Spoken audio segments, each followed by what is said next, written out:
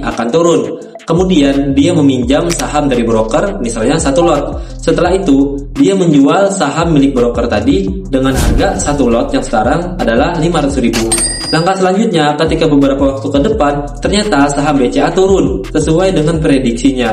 Untuk mengembalikan 1 lot yang ia pinjam tadi, lalu ia beli lagi dengan harga 1 lot 300.000. Nah, disinilah dia memperoleh keuntungan karena dia hanya mengembalikan saham BCA 1 lot tadi dengan harga 300.000. Sedangkan ketika meminjam dan menjualnya, dia dapat di harga 500.000. Sehingga keuntungan sama dengan harga jual kurang pengembalian, yaitu 500.000 kurang 300.000 sama dengan 200.000. Itulah yang dia peroleh.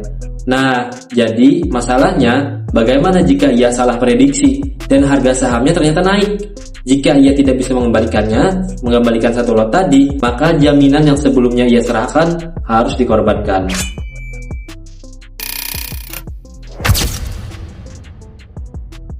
Stocks juga memiliki keunggulan dan kelemahan. Stocks atau syariah online trading system ini memiliki keunggulan utama karena sudah sesuai dengan prinsip syariah, sehingga terhindar dari unsur riba, gharar, dan maisir. Selain itu, sistem ini juga lebih transparan dan diawasi oleh lembaga seperti Otoritas Jasa Keuangan dan Dewan Syariah Nasional MUI, sehingga mampu meningkatkan kepercayaan investor.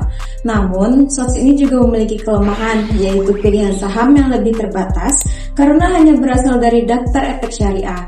Selain itu, tidak adanya margin trading dan short selling membuat fleksibilitas serta potensi keuntungan jangka pendek menjadi lebih rendah dibandingkan sistem konvensional.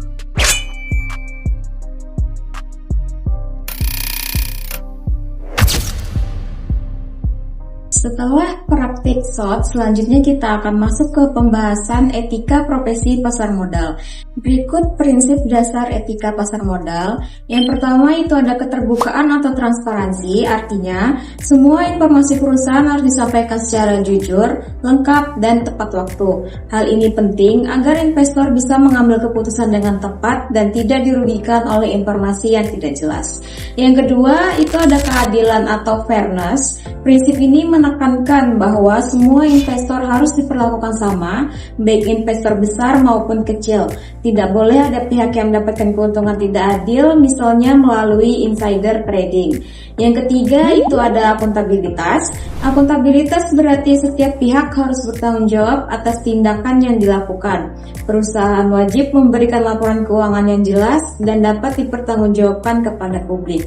Terus yang keempat itu ada integritas. Integritas berarti menjunjung tinggi kejujuran dan etika dalam bertransaksi. Pelaku pasar harus menghindari penyalahgunaan informasi.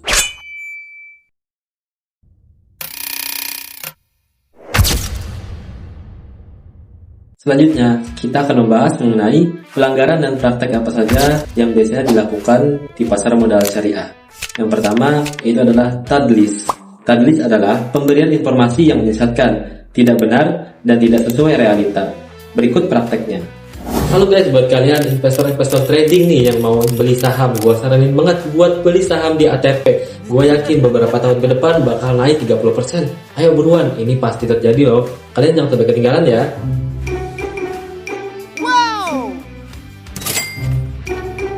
Yes. Praktek selanjutnya yaitu takrir. Kita ambil saja contohnya wholesale. Adalah tindakan antara penjual dan pembeli sengaja melakukan transaksi hanya untuk agar grafik terlihat lebih aktif di bursa efek melalui jual beli saham tanpa mengubah kepemilikan. Wah, grafik saham kita lagi stagnan nih, bahaya banget, bisa dikeluarin dari BI. Betul. Wah, kita harus mikir nih gimana caranya. Kalau aku ada ide sih, gimana kalau kita gerakin aja grafiknya dengan cara aku jual dan kamu beli, seakan-akan grafiknya ini nanti akan ada transaksinya. Nah, walaupun yang gerakin itu kita sendiri. Selanjutnya yaitu iktikad. Contoh prakteknya kita sebut aja cornering. Biasanya terjadi pada kepemilikan saham publik yang kecil dan terbatas. Dan praktek ini disebabkan oleh pemegang saham mayoritas yang dapat mengendalikan pasar, dapat menciptakan supply dan demand semu. Nah, bagaimana caranya satu orang bisa mengendalikan grafik naik dan turun? Misalnya, dia ingin membuat supply semu, di pagi hari ia ingin menjual sahamnya. Karena dia pemilik saham mayoritas, ketika ia ingin menjual, otomatis ketersediaan stok saham perusahaan tersebut menjadi lebih banyak, maka harganya menjadi murah. Ini kembali lagi ke hukum ekonomi. Ketika barang melimpah, maka harga akan murah. Dan ketika terjadi scarcity atau kelangkaan, maka harga akan meningkat. Setelah itu, investor lain ingin melakukan short selling, membeli karena harganya lagi murah. Dia tiba-tiba menarik kembali saham miliknya tadi, sehingga kembali menjadi kelangkaan dan menyebabkan harga menjadi meningkat kembali secara signifikan, dan terjadilah kerugian oleh investor-investor lain. Kita masuk ke peran lembaga pengawas dalam etika pasar modal. Dalam pasar modal, ada lembaga pengawas yang berperan penting untuk menjaga etika dan keamanan. Yang pertama, ada Otoritas Jasa Keuangan atau kita sebut dengan OJK. OJK bertugas untuk mengawasi dan mengatur pasar modal agar berjalan dengan adil dan transparan. Selain itu, OJK juga melindungi investor dengan menindak pelanggaran yang terjadi. Yang kedua, ada Bursa Efek Indonesia atau BEI. BEI memastikan adanya keterbukaan informasi seperti laporan keuangan dan laporan tahunan perusahaan agar investor bisa mengambil keputusan dengan aman. BEI juga mendukung dana perlindungan pemodal untuk melindungi aset investor. Yang ketiga, ada Clearing Penjaminan Efek Indonesia seperti KEPAI.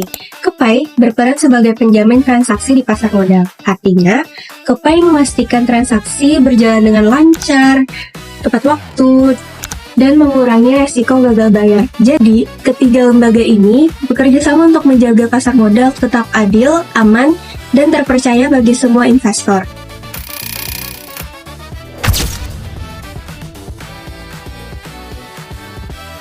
Selanjutnya, kita masuk ke etika sebagai investor atau self-regulatory.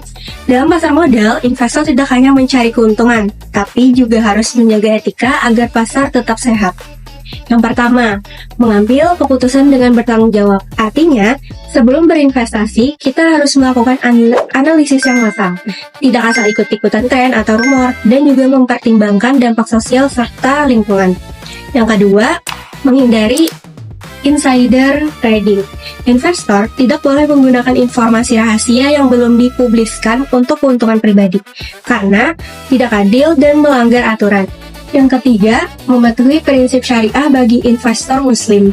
Jadi harus menghindari riba, gharar, atau ketidakpastian yang berlebihan, serta spekulasi yang menyerupai judi. Keempat, tidak melakukan manipulasi pasar, misalnya seperti menyebarkan hoax, melakukan pump and dump, atau trik lain yang bisa mempengaruhi harga saham secara tidak wajar.